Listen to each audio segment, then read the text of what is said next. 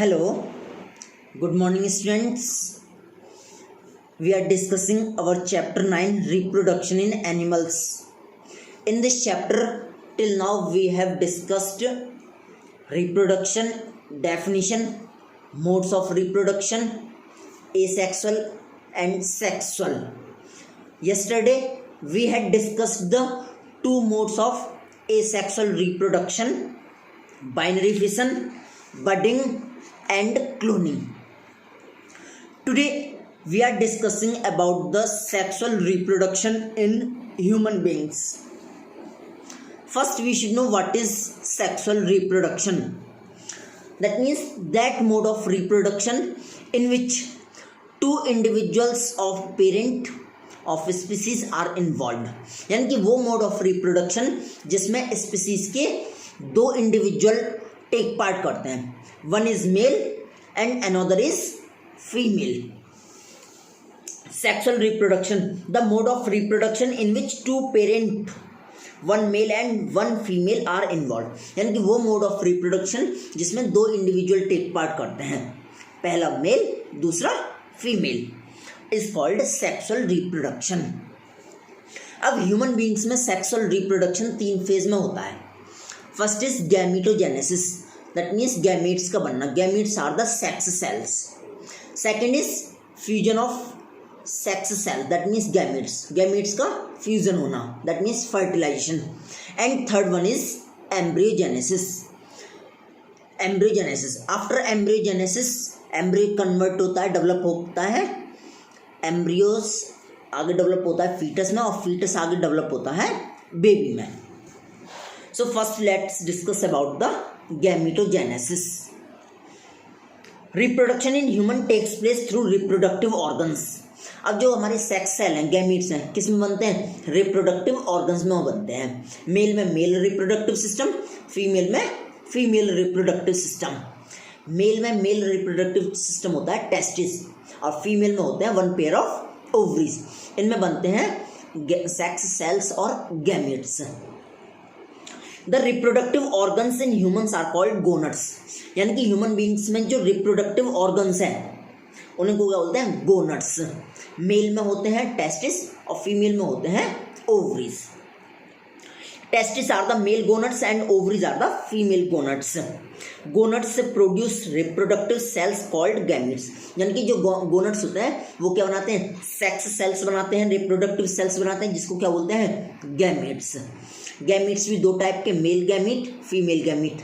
Mail gamete is called sperm and female gamete is called ovum और egg. Eggs are the female gametes and sperms are the male gametes. अब पहले इसमें आता है आपका male reproductive system. The male reproductive system consist of the following reproductive organs. जो male reproductive system होता है उसमें फॉलोइंग ऑर्गन्स होते हैं. पहला होता है इसमें one pair of testis. One pair of testis जो होते हैं, टू वास डिफरेंस होती हैं, जिसे बोलते हैं sperm duct and a penis. The testis produce millions of male gametes. जो टेस्टिस होते हैं वो स्पर्म बनाते हैं, that means male sex cell, that means male gamete बनाते हैं मिलियंस, कॉल्ड स्पर्म. उनको क्या बोलते हैं? Sperm. A sperm is shaped like a tadpole. Sperm की शेप कैसी होती है? टैडपोल की तरह. It has a head, middle piece and a long tail. Diagram में आप देख सकते हैं इसके पार्ट हैं. स्पर्म के पार्ट हैं, हेड है, बॉडी है, टेल है, mid piece. The tail helps the sperms to swim in the female tract. यानी कि टेल की हेल्प से जो स्पर्म है वो मूव करता है किसमें? फीमेल रिप्रोडक्टिव ट्रैक्ट में, दैट मीन्स वेजिनल पैसेज में. And reach the egg. कहाँ तक पहुंचता है? एग तक.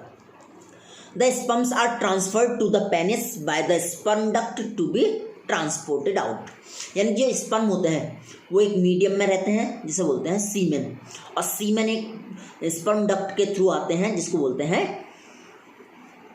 Vas deferens. Vas deferens tube के थ्रू स्पर्म पेनिस के थ्रू आते हैं और इजैकुलेटेड होते हैं किसमें? फीमेल रिप्रोडक्टिव ट्रैक्ट में, दैट मीन्स वेजिनल पैसेज में. The sperms are transferred to the penis by the sperm duct to be transported out. Certain chemical substance known as hormones, कुछ केमिकल सब्सटेंस होते हैं जिनको बोलते हैं hormones, are produced by the body and influence cell and tissue functions, यानी कि वो body के टिश्यू और सेल फंक्शंस को इफेक्ट डालते हैं। Testis produce a male hormone called testosterone, जो मेल बॉडी है, मेल में एक हार्मोन, सेक्स हार्मोन रिलीज होता है जिसको बोलते हैं टेस्टोस्टेरोन। इसी हार्मोन की वजह से स्पर्म्स प्रोड्यूस होते हैं, और जो सेकेंडरी सेक्सुअल कैरेक्टर्स हैं उनके लिए भी यही, मेलनेस के लिए यही हार्मोन रेस्पॉन्सिबल होता है। Testis produce a male hormone called testosterone responsible for the development of secondary sexual characteristics like cracking of voice and growth of the mustache and beard in males, यानी कि जो मेल में जो दाढ़ी मूंछ आती है या मेलनेस के लिए जो रेस्पॉन्सिबल हार्मोन है वो यही है testosterone. So in this video we are discussing till the male reproductive system. In the next video we would discuss about the female reproductive system and the fertilization. So keep watching, keep learning, keep reading, and you have to note down your hard word for the dictation. Thank you so much.